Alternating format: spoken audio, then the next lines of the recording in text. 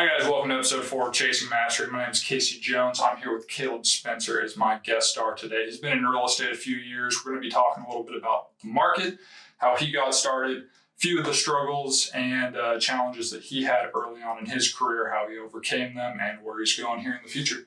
Caleb, thanks for coming on today. Hey, thanks for having me, Casey. Of course. So you want to tell me a little bit about just kind of how you got into real estate? What was that deciding, factor for you, or what brought you to the real estate world? Sure. I was working a sales job for Orweed. I was a route sales representative, so I was delivering bread pretty much all over town and as far as Colville. And so I ran that job for a while. It was kind of wearing on me, and so I was looking other places. I'd worked in a sales job before, and so I sat down with Tyler, with Carlson Co., and we started talking, and he put some good things in my brain to kind of let me sit and stew about. And then it wasn't immediate after that I was like, I'm all in. It took me a while. I waited another year, and then I said, you know what, now's the right time. I'm kind of burnt out at my job. I got a good period where I can take and study, and so I took a couple months and just cracked out studying and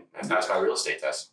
When you first got started and you first had that deal or two, was there any big challenge that you had going into the first couple deals? Was there any big learning lessons that you had? Sure, always. I mean, in real estate, there's just so much that you don't know, right? Yeah. I mean, it's a very checks and balances process. You got to make sure that a lot of things are in order, for the transaction. So, just some things that caught me up, whether it was tax designations and knowing what, tax breaks are people getting in these specific designations, and then how is that remediated or changed in a contract, or if that stuff is switched over from classification. So just knowing, there's so much to know about real estate, right? Yeah. You're going to mess up. But having a good network or people around you where you can go to and ask these questions is really what basically determined if my career was going to be successful. I couldn't have done it without the people and the team around me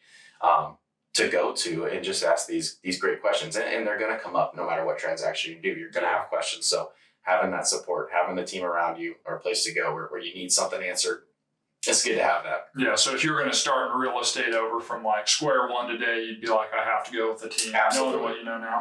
Absolutely. Knowing what I know now, I would recommend that every new agent go to a team, because number one, the team is going to have resources that individual agents can't have, right? Yeah. And then number two is some teams will have lead generation systems. And they will allow you to bring in and find and procure clients yourself, which is huge. That's a huge tool that a lot of agents aren't really utilizing as well as they should in this market right now. So having those resources, I'll say, on a team, bar none, you're going to be more successful as if you were, cutting your teeth by yourself.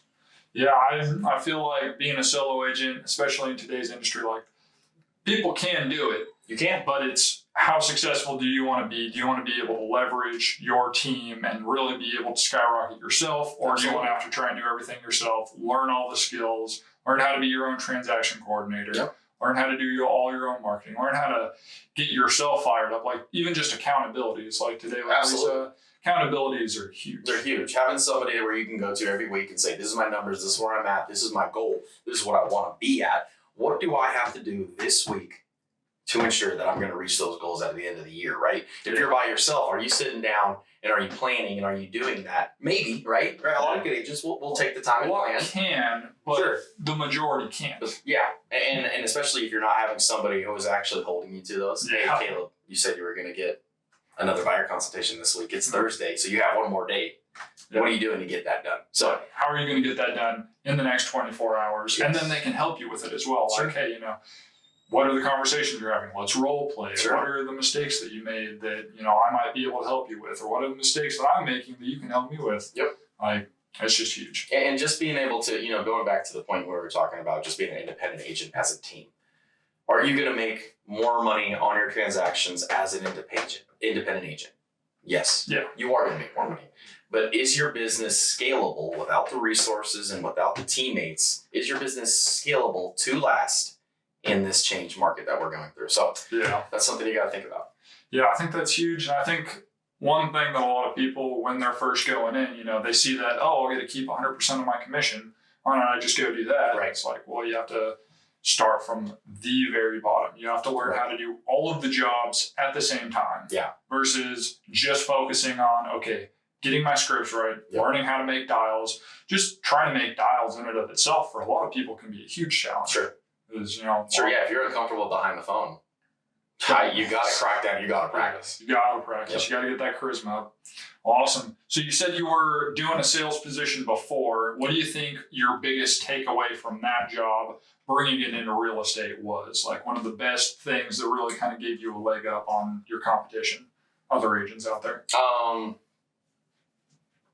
Probably, just my experience with number one with dealing with people, working closely with store managers and setting up displays and things like that. That differs a lot from real estate.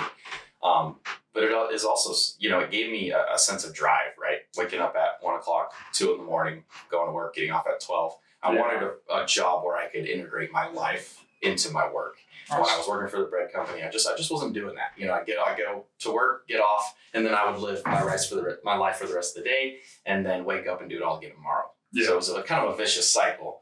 And now I get to integrate my life into something that I actually do care about, and that's helping people, getting things done and helping them find whether it's a first-time home buyer or whether it's somebody who's lived in Spokane for 30 years and they want to sell their home and move to Arizona. So helping people, that's the name of the game, man.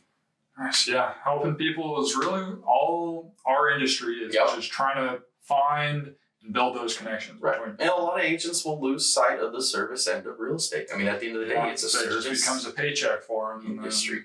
I feel like a lot of clients can't smell that. Like, absolutely. Sales, when you go to a car lot and the guy there just wants to sell you a car. Yeah. He doesn't care what it takes to get you in that car. Yeah. And there are agents like that. Absolutely. And there's people like that in every industry. Life insurance, whether you go to any kind of financial services. Right. I don't really care what I'm trying to do for you as long as I get paid for it. Sure.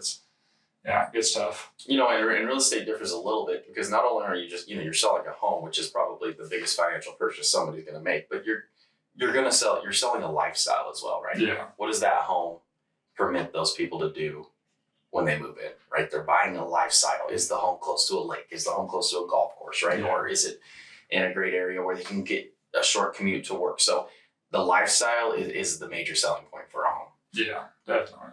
That's awesome. So inside of more so your personal life, what are you doing?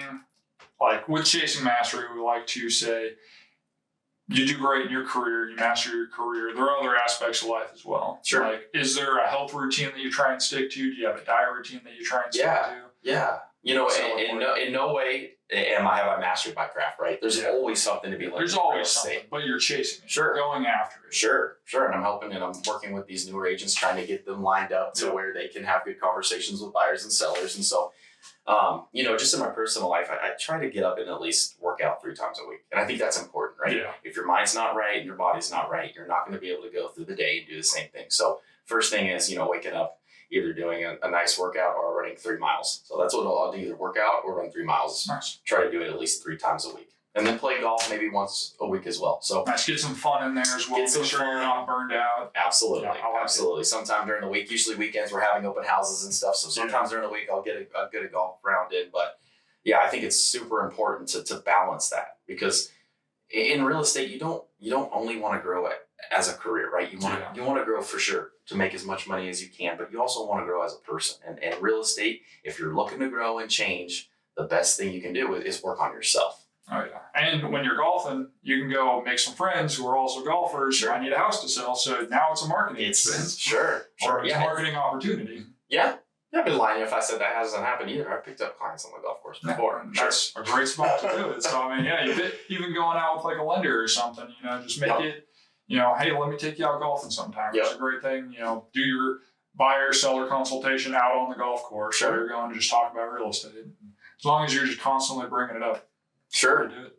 Yeah. I mean, if you constantly are having the mindset that, where you're focused on selling real estate, there's all sorts of ways you could meet people. I've met people at restaurants where I've gone to. He's just one specific guy. I ran into him at a restaurant. He said, what do you do? I'm a realtor. He's like, wow, I'm thinking about buying a house. And so I sat down with him the very next week. Yeah. he wasn't ready to buy a house. He didn't have credit quite where it needed to be, and he wanted to save up some more money. And so I swung around. We waited a year. I called him the next year, and he goes, you know what, Caleb, I'm ready to rock and roll. Got my credit score where I needed to go. I've saved up at least $10,000, and so we have some room for closing costs. And there, you can just meet people anywhere, man. Yeah, and not only that, but you're also taking a person you just met one time and being able to help them achieve those goals. Yeah. There's not many other industries where you can go out there, just meet somebody and help them easily go out and food, water, and shelter. Absolutely. Like, you're taking care of the shelter aspect of it. You need food, water, and shelter. Outside of that, everything's just kind of a luxury. Sure. So you're really helping people get those necessities in Sure. life and helping them build through, oh yeah, I'm coming to you, I have terrible credit. I've been in my job for 3 months and I hate it. Yep. You know, what can I do? And it's like, oh, well, there are several different steps that you can take to be able to get to a point where you want to be. There are. And you can help walk them through it. You don't want to come in like, this is what you need to do. But if I was in your shoes, you know, these are the steps, these are the options. Yep. Walking through and like. Well, and a lot of people these days, you know, as much information as there is out, you know, and ready, accessible to people, people don't know if they can afford or buy a home most of the times. You know, I have a lot of conversations with millennials or 25-year-olds who are like, yeah, this is where we're at. I've been paying rent for the last year, and I just feel like my money's getting sucked out. And so, you know, what's it take to buy a house? Some people don't, you know, they get caught up with their own lives. I get it. But if you just do a little bit of research, you get a hold of a realtor, and you just have a conversation with a lender, they can set you up on the blueprint on what it's going to take if you're not already there to purchase a home. Yeah. So just opening the door and having that conversation, I would do that at a young age, you know, even 20 years old, even though you're not ready to buy a home, just so you know what to look out for. Just check out, see where you're at, because if you're not, you know, in school, you get grades. If you know you suck at math, but you don't have any grades to back like where you are at, you know, are you an F student in math or are you an A student in math or a B student? You don't know how much farther you need to go to be able to achieve what it is you want to do. Yeah. So getting that gauge, going and talking to a lender, talking to a realtor, getting those resources. So important. Unfortunately, we don't talk about that stuff enough, you know, in our institutions, whether it's school or college. We don't talk about credit score and how much you rely on that in the later years of your life when going to make big purchases. So, you know, it'd be nice if we could educate people a little bit more on that and just, you know, kind of put it into the ether that, you know, credit score and things like that, they're important when making big financial purchases. Oh, yeah. And like you could go ask any old random person, be like, would you rather have $100,000 cash right now, or would you rather have an 850 credit score and $10,000? A lot of people say, oh, just give me the 100,000. It's like, no, you can do a lot with an 850 credit score. If you know how to use that 850 credit score, you can turn that $10,000 into $100,000 into $300,000. Like you can just keep rolling it into different properties. There's a lot you can do with a really good credit score if you can maintain it. Absolutely. It's important. And again, I recommend that everybody go out there and just seek the knowledge and seek the research. That's one thing I think in real estate that's really rubbed up off on me is that you are really always seeking solutions. You don't want to wait until a problem comes up and then you're having to deal with it right then and there. What you want to do is try and seek these solutions beforehand and try to mitigate some of the problems that are going to come up, right? It's like going to the doctor. Get yourself checked out, get your finances checked out. Yep, absolutely. Absolutely. Yeah, that's awesome. So when you were in high school, early college, that era, did you have like a goal, a destination, a dream on where you wanted to be able to go and something you wanted to be able to achieve? Or was this just kind of sprung on you and you're like, you know what, I'm changing, I want to go here? What was your out of high school, college what was your goal there? Non-existent, I would say. I didn't goal set. You know, I was going to college at NIC and I got I was learning, I was enjoying it. I was going for a criminal justice, background. And then I got hired on at a restaurant, when I was 16 years old. So I've been working on that restaurant for number 4 or 5 years. Yeah. And then the owner of the restaurant, he came and he offered me a managerial position there. And so, you know what? I said, I want to focus on just making as much money as I can. I get college. I don't know if I want to use my degree or, I was a little bit uncertain. And so I said, you know what? I'm going to lean into this. I want to focus on just making money. And so that's what I did. I jumped on there. It ended up not being a great fit, but I did it for a year at least.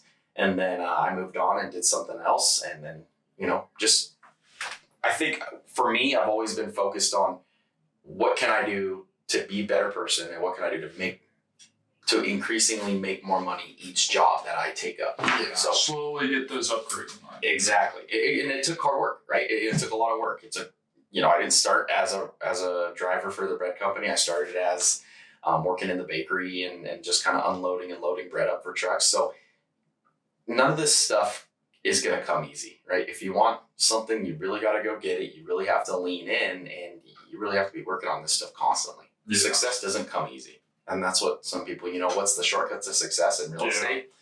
There is none. Yeah, shortcuts to success is do the hard things, yes. Continue to do the hard things, do what no one else is going to do, work the 60-hour weeks if you have to. Yep.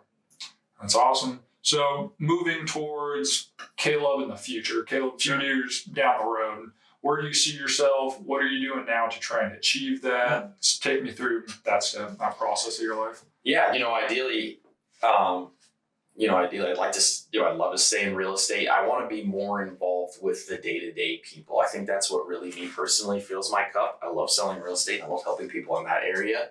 But for me, I want to be kind of somebody who shows other agents the ropes and gets people ready to move into that agent role. Yeah. And so me focusing on that a little more these last couple months has been great, working with new agents and going over contracts with them and inspection responses and just giving them the tools to be successful later on when they're writing more contracts. And so I've kind of been transitioning into that marketing director role for residential Carlson Co. real estate. That's awesome. Yeah.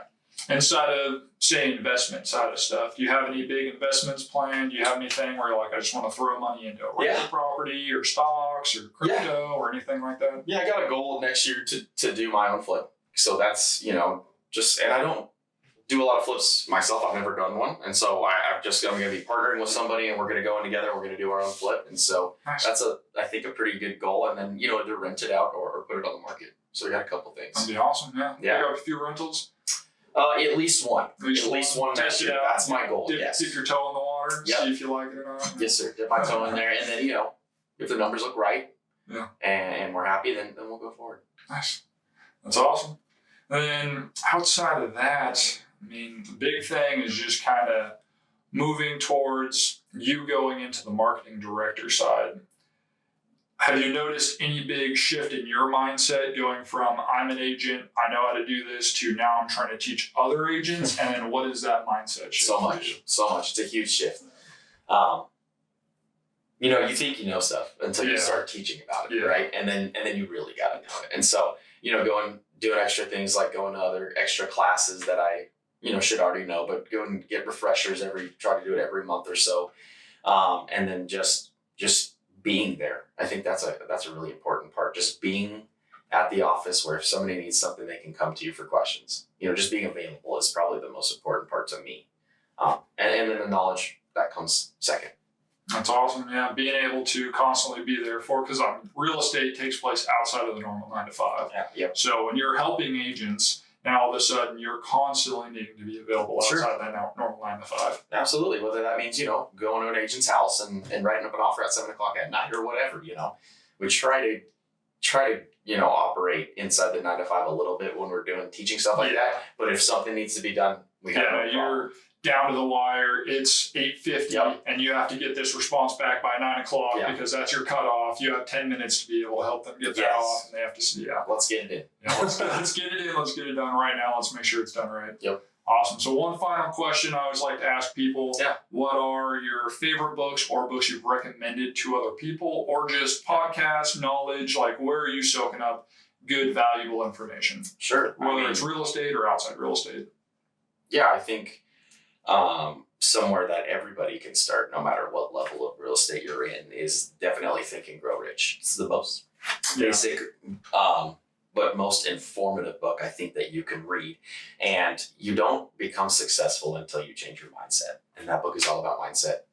Yeah. Napoleon Hill, I believe. Is that right? Think and Grow Rich. I don't think it is. Is it Napoleon Hill? Might be. I'm not sure. I'll check. I'll put it down in the description. Down below is a link to Audible. If you guys check out Audible, you'll get a month for free. After that, it's about $16 a month after that. So go check out that link down below in the description. Caleb, I appreciate you coming on today. That was great. Yeah. And I will see you guys on the next one.